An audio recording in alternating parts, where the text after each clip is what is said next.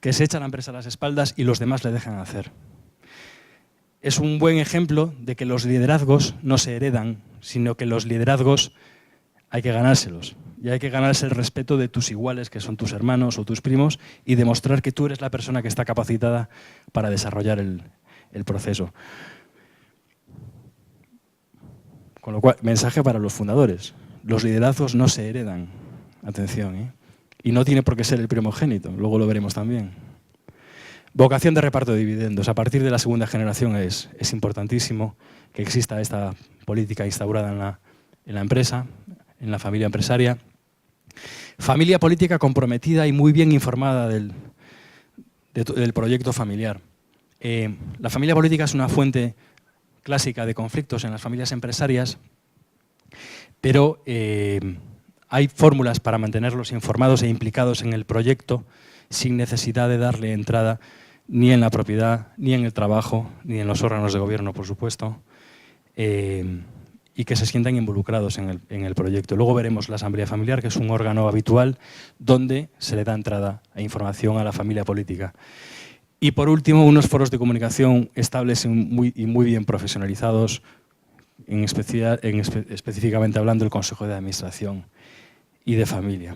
Bien, diapositiva importante también. Utilizando el modelo que veíamos antes de Davis, todas las familias empresarias, más tarde o más temprano, tienen que planificar todos estos aspectos. Y ahí están clasificados por área de interés, familia, empresa o propiedad. Todas las familias empresarias, más tarde o más temprano, como yo digo, tienen que abrir estos melones. Planificación de la sucesión en la gestión. Por ahí salió antes. ¿Quién va a mandar en la siguiente generación? ¿Va a mandar una única persona? Que va a ser un hijo mío. ¿Va a haber un liderazgo compartido de todos mis hijos? ¿No va a haber miembros de la familia al frente de la empresa y vamos a profesionalizar al máximo la dirección de la empresa? Es un tema que hay que hablar. La sucesión generalmente es una fuente de conflictos porque hay una tendencia importante a hacer nombramientos a dedo de sucesores. Y como decíamos antes, la sucesión es un proceso en el que una persona tiene que ganarse la posición y el respeto del resto de miembros de la familia. En España es muy habitual, aquí supongo que también, cada vez lo es menos, que si en un grupo de iguales, en un grupo de hermanos incorporados al trabajo, hay una probabilidad muy elevada de que el primogénito sea el líder de la siguiente generación o se le asigne esa responsabilidad. Y si es hombre, mucho más. Pues todavía es una sociedad muy machista, la española y portuguesa, y en las empresas familiares se observa esa situación. Hay que hablar sobre eso. Elección del líder de la siguiente generación. No siempre coincide el líder familiar con el líder empresarial y hay que hacer ese análisis para diseñar unos buenos órganos de gobierno y que funcionen bien. Hay que ver qué rol ocupa cada miembro de la familia. Mejora de la comunicación. Esto está detrás de todo. Si nos comunicamos bien como familia, seremos capaces de hablar de todos estos temas que son muy delicados de una forma sana, neutral y natural. Y no generaremos ningún conflicto y cada uno expondrá sus posturas. Estructura organizativa en la siguiente generación. Sistemas retributivos.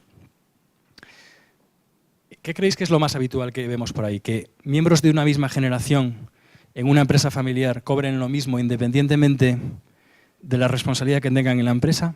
¿O que exista una diferenciación por responsabilidad, categoría y puesto?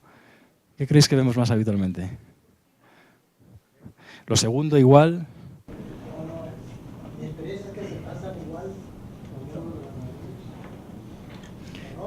Sí, sí. Nos encontramos mucho con esa situación. Error. La calificas como error, ¿no? Esa situación. En este trabajo, fijaros, no existen las verdades absolutas. Una solución que para una familia es buena, para otra puede no serlo. Y cada uno tiene que encontrar su punto de equilibrio. Yo conozco familias en las que se da esa situación y no hay ningún problema. El problema es cuando no todos están de acuerdo y no son capaces de sacar ese tema porque saben que va a generar un conflicto familiar. Muchas veces son conscientes de que no pueden tratar ese tema y si utilizan vías indirectas para resolver ese problema, como por ejemplo es el diseño de sistemas de retribución variable en función de objetivos. Fantástico, todos cobramos igual, pero vamos a establecer un sistema de incentivos de forma que yo, que soy el director general, si yo cumplo mis objetivos, automáticamente mi sueldo se incrementa un 30% y me diferencio de ti, que estás en el almacén moviendo cajas. A veces se utilizan esos mecanismos indirectos. Es un problema habitual. Reglas de incorporación, evaluación, remuneración y despido de familiares. ¿Se puede despedir a un hijo de una empresa familiar? ¿Es posible? Sí, claro.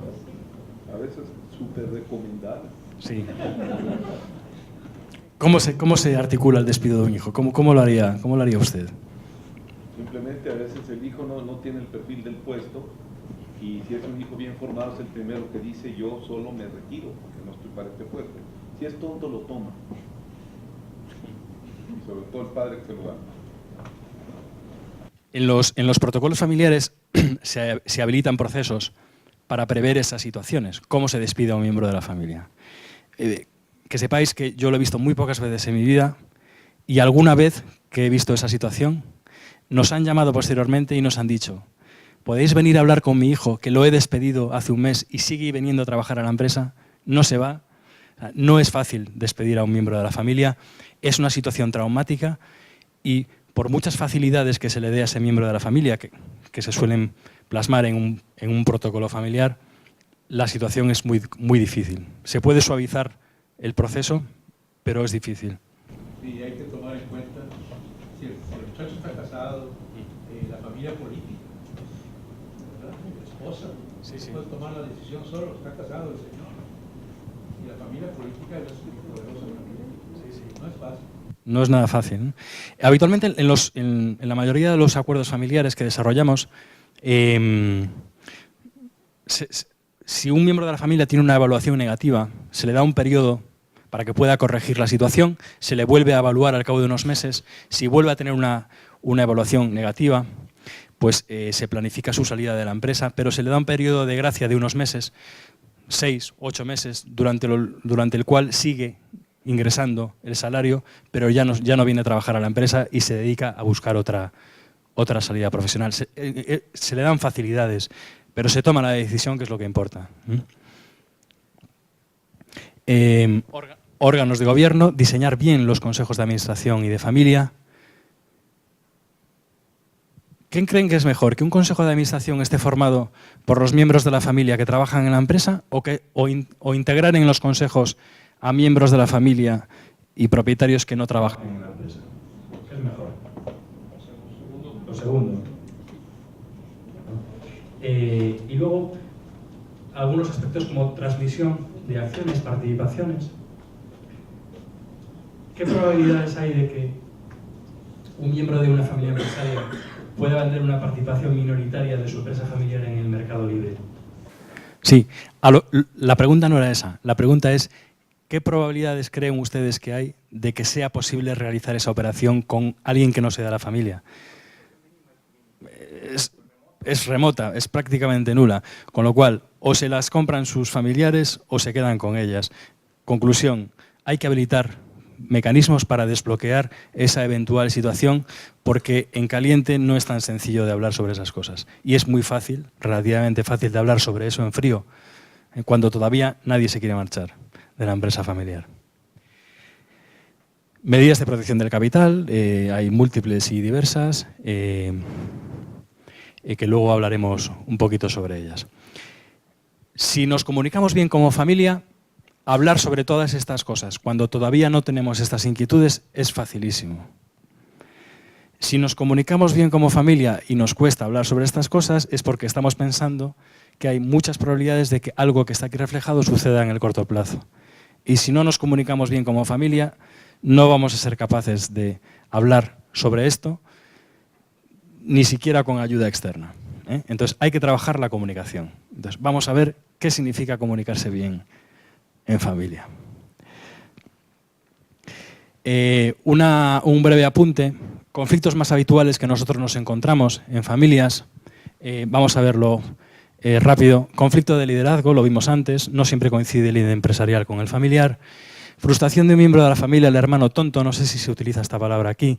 Tonto en español quiere decir una persona con una capacidad limitada de raciocinio y ejecución, ¿no? Entonces, nos encontramos muchas veces con miembros de la familia que realmente nos dicen, es que cuando estoy con mis hermanos me hacen sentir como si fuese tonto, y de tonto no tiene un pelo. Entonces, hay mecanismos de comunicación entre hermanos que anulan la capacidad muchas veces de los miembros de la familia, y hay que tener mucho cuidado con esos mecanismos, que los veremos. Liderazgo sin formación reglada, el complejo del primogénito o del primero en llegar. Primogénito, 20 años trabajando en la empresa, sin formación académica. Llega un hermano suyo, 15 años menor, con un MBA de Stanford, con experiencia profesional externa. ¿Quién es el más apropiado para asumir las riendas de la empresa? Depende. Pero lo que es seguro que en muchas ocasiones el que está al frente, que no tiene formación académica, lleva 20 años allí trabajando con su padre, tiene el complejo del primero en llegar. Yo soy el jefe porque fui el primero en llegar, pero realmente no debería de serlo. Pues hay que trabajar esta frustración con estas personas. La confianza en el factor tiempo. Muy habitual. No es necesario hablar de eso. El tiempo pondrá las cosas en su sitio. Nos lo dicen muchísimo. El tiempo nunca pone las cosas en su sitio. Nunca. O sea, lo peor que se puede hacer es no hacer nada. Hay que hablar de todo e intentar ponerse de acuerdo sobre todo. Pero el tiempo no cura. El tiempo simplemente hace que pongamos los problemas debajo de una alfombra y con el paso del tiempo se va formando una gran bola debajo de la alfombra de cosas de las que no queremos hablar, que más tarde o más temprano vamos a tener que sacar.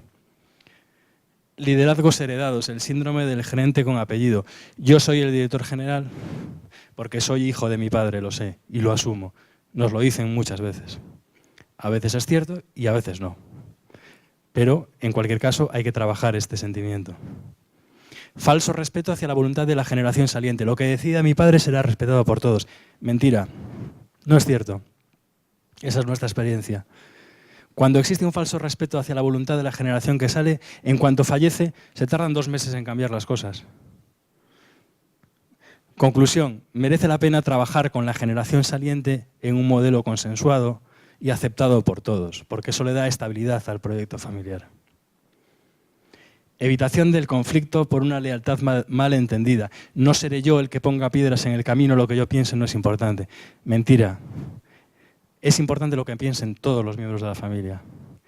Y si hay un miembro de la familia que no se atreve a plantear sus inquietudes encima de la mesa, más tarde o más temprano lo hará.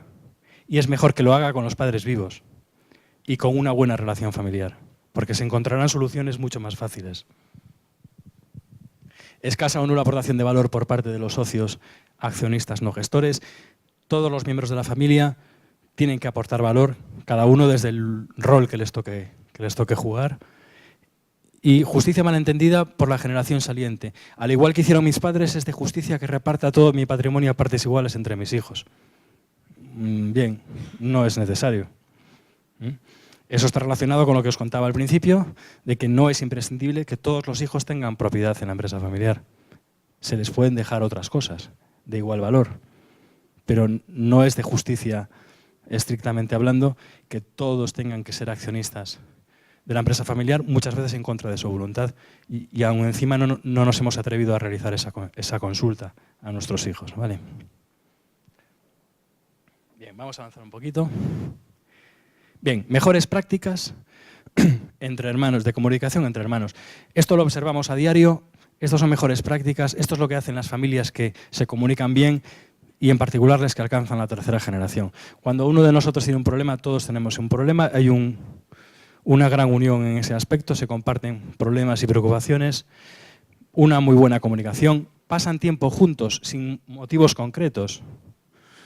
Muchas veces preguntamos en las familias, ¿pasáis tiempo juntos? Sí, nos vemos el domingo en casa de mamá, comemos juntos y es una cultura establecida ya en mi familia.